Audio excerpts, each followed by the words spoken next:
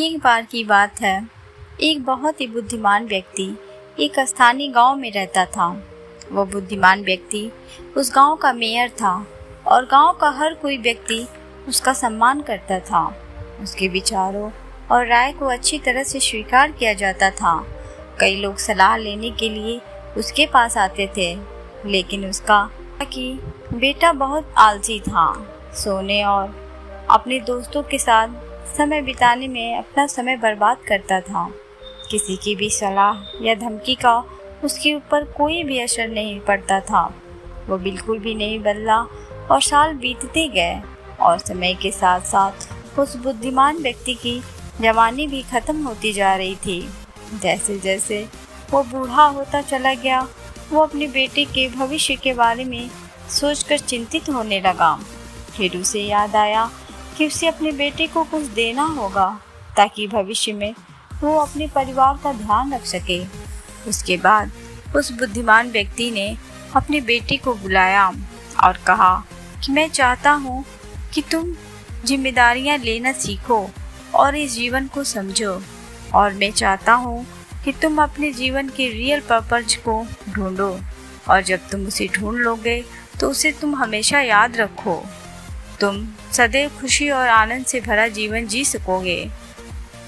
फिर उसके बाद उन्होंने अपने बेटे को एक बैग सौंपा। जब बेटे ने उस बैग को खोला तो उसमें 4 जोड़ी कपड़े, हर सीजन के लिए एक और कुछ खाने के लिए चीज़ें और थोड़े बहुत पैसे थे, और उसके साथ साथ एक नक्शा भी था जिसे देखकर वो हैरान हो गया। फिर उसके पिता ने उससे कहा कि मैं चाहता हूँ कि तुम एक खजाना ढूंढो, और मैंने उस जगह का एक नक्शा भी तैयार किया हुआ है जहाँ खजाना छिपा हुआ है। तुम्हें उसे ढूंढकर मुझ तक लाकर देना होगा। उसके बेटे को यह विचार बहुत पसंद आया और उसने यह सोचा कि उसके पिता के पास उसके लिए एक अच्छा आइडिया है। इसीलिए अगले दिन ही वो लड़का खजाने को ढूंढने की यात्रा पर निकल पड़ा। उसे वास्तव में बहुत दूर सीमाओं, जंगलों और पहाड़ों की यात्रा करनी थी। जब उसने यात्रा की तो दिन हफ्तों में बदल गए और हफ्ते महीनों में बदल गए। इस दौरान वो बहुत से लोगों से मिला और कुछ लोगों से उसे खाने की मदद मिली तो कुछ के पास आश्रय मिला। वो उन लुटेरों से भी मिला जिन्होंने उसे लूटने की कोशिश की, और उनसे भी मिला जो धोखा देने का प्रयास करते थे। उसे अपनी यात्रा में उसे ह्यूमैनिटी का सबसे अच्छा और बुरा अनुभव मिला। धीरे धीरे मौसम बदल गया और जब मौसम खराब हुआ तो वो उस दिन रुक गया और मौसम साफ होने पर अपनी यात्रा को फिर से शुरू की। आखिरकार 12 महीनों की यात्रा के बाद वो अपने उस डेस्टिनेशन पर पहुंच गया, और वो एक पहाड़ की चोटी थी। नक्शे में यह दिखाया गया था कि खजाना एक सुनहरे रंग के पेड़ के नीचे रखा गया है, और जब वो पेड़ दिख गया तो उसने उस पेड़ के नीचे खोदना शुरू किया। लेकिन 2 दिन खोदने के बाद भी उसे वहाँ पर कुछ नहीं मिला। तीसरे दिन वो इतना थक गया था कि उसने निराश होकर उस जगह को छोड़ने का फैसला कर लिया। अपने घर वापस लौट आने का मन बना लिया। जब वो वापस अपने घर जा रहा था तब रास्ते में उसने उसी बदलते लैंडस्केप और सीजन का अनुभव किया, और इस बार हालांकि वो खिलने वाले फूलों और पेड़ों में नाचने वाली पक्षियों का आनंद लेने के लिए रुक गया। उसके साथ ही उसने केवल सूर्यास्त देखने के लिए अलग अलग स्थानों पर भी रुक गया। उसे पहाड़ की चोटी पर पहुंचने के लिए 12 महीनों का समय लगा, और फिर से घर लौटने में भी 12 महीनों का समय लगा। जो भोजन उसने अपने साथ रखा हुआ था वो केवल कुछ ही महीनों तक चला।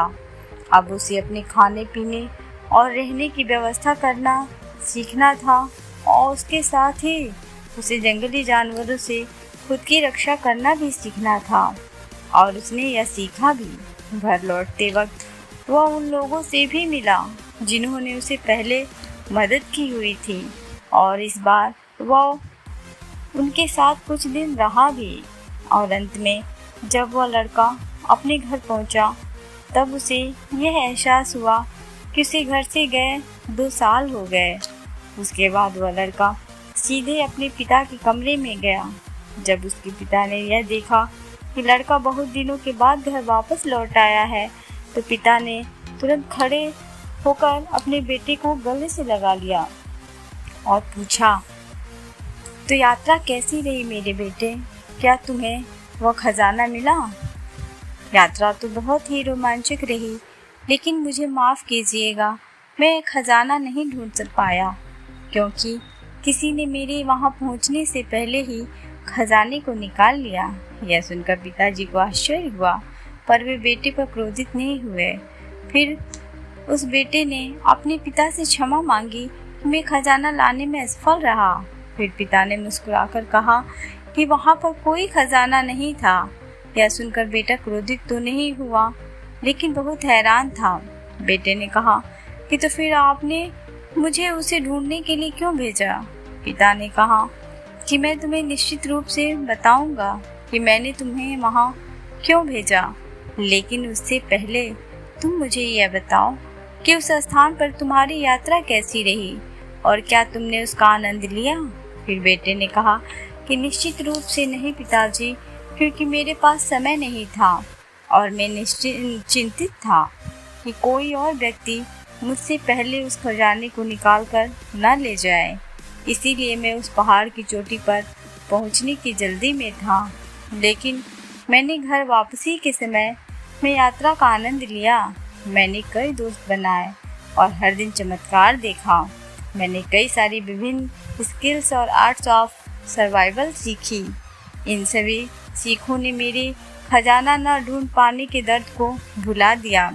पिता ये सुनकर बहुत खुश हुए और अपने बेटे से कहा कि बिल्कुल मेरे बेटे, मैं चाहता था कि तुम एक लक्ष्य के साथ अपना जीवन व्यतीत करो, लेकिन अगर तुम अपने लक्ष्य पर ज़्यादा ही फोकस्ड रहोगे तो तुम इस जीवन के रियल खजाने को खो दोगे। सच्चाई यह है कि जीवन का कोई लक्ष्य नहीं, बल्कि जीवन एक यात्रा है और वो ये चाहती है कि तुम उसको अनुभव करो। दोस्तों, बस ये याद रखो कि जब आप अपने सपनों का पीछा करते रहते हो, तब उस यात्रा का आनंद लेना बिल्कुल भी ना भूलें। आप सफल भी हो सकते हैं और असफल भी हो सकते हैं, लेकिन सबसे बड़ी सीख इसकी यात्रा में है।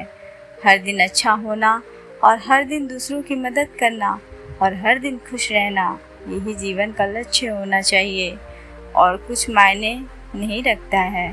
यही सीख इस कहानी से हमें सीखने को मिलती है। उम्मीद है आपको आज की यह कहानी पसंद आई होगी। दोस्तों, अगर आपको यह कहानी पसंद आई होगी और आपके लिए उपयोगी साबित हुई होगी, तो ऐसी ही ढेर सारी मोटिवेशनल कहानियों के लिए मेरे चैनल शिवी स्पिरिचुअल ज्ञान को सब्सक्राइब, लाइक एंड शेयर करना ना भूलें। Thanks for watching.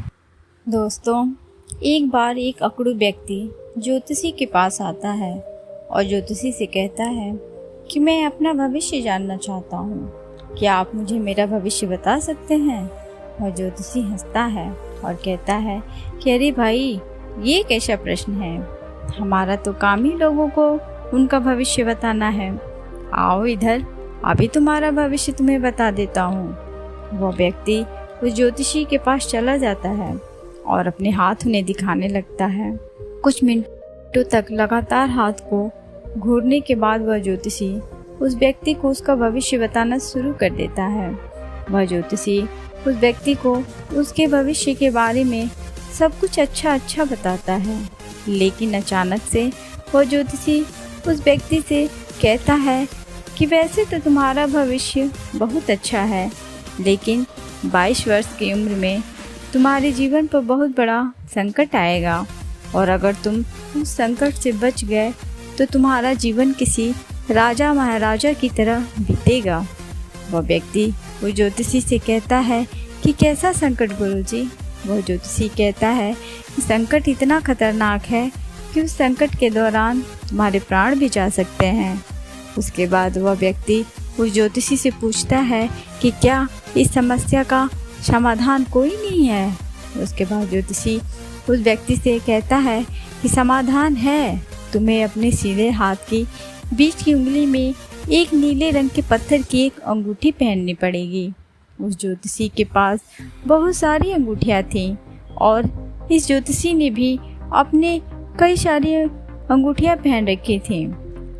वह व्यक्ति कहता है कि तो आप मुझे जल्दी से जल्दी उस अंगूठी को मुझे दे दीजिए। वह ज्योतिषी कहता है परंतु इसकी कीमत 1001 रुपये है, क्या तुम इतनी कीमत चुका सकते हो? वह ज्योतिषी कहता है कि आप पैसों की चिंता ना करें, बस मुझे ये अंगूठी दे दीजिए। वह ज्योतिषी उस व्यक्ति को अंगूठी दे देता है। अंगूठी ले लेने के बाद वह व्यक्ति इधर उधर की बातें करने लगता है। वह ज्योतिषी बीच बीच में उस व्यक्ति को पैसों की याद दिलाने की कोशिश करता रहता है, लेकिन वह व्यक्ति ज्योतिषी की बात को नज़रअंदाज करता रहता है। जब बहुत समय बीत जाता है और वह व्यक्ति अंगूठी को लेकर वहाँ से जाने लगता है, तब ज्योतिषी उस व्यक्ति से कहता है कि अरे भाई, अंगूठी के पैसे तो देते जाओ। उसके बाद वह व्यक्ति उस ज्योतिषी की गाल पर जोर से थप्पड़ मारता है। अपने गाल पर थप्पड़ लगते ही ज्योतिषी तिलमिला जाता है और पूछता है कि अरे आपने मुझे थप्पड़ क्यों मारा? तो वह व्यक्ति उस ज्योतिषी को हाथ जोड़कर कहता है कि यह बात तो आप बताएंगे गुरुजी, क्या आज सुबह आपने आज का भविष्य नहीं देखा क्या? आपके हाथ की इन चमत्कारी अंगूठियों ने आपको ये नहीं बताया था कि आज आपको थप्पड़ लगने वाला है। दोस्तों, इस कहानी से हमें यह सीखने को मिलता है कि जो दुनिया का भविष्य बताता है वह अपने भविष्य से कैसे अनजान रह सकता है। देखिए, सवाल यह नहीं है कि कोई आपका भविष्य बता सकता है या नहीं, बल्कि सवाल यह है कि क्या वास्तव में आपको अपने भविष्य को जानने की आवश्यकता है। दोस्तों, यह जीवन सुंदर केवल तब तक है जब तक ये अनिश्चित है। अगर आपको यह पता लग जाए कि कल क्या होगा तो यह जीवन बेस्वाद हो जाएगा। इसीलिए ज्योतिषियों पर विश्वास करने के बजाय अपने कर्मों पर विश्वास करो। दोस्तों, आज की यह लाइफ चेंजिंग स्टोरी कैसी लगी कमेंट करके ज़रूर बताएं तथा चैनल को लाइक, सब्सक्राइब एंड शेयर ज़रूर करें। Thanks for watching.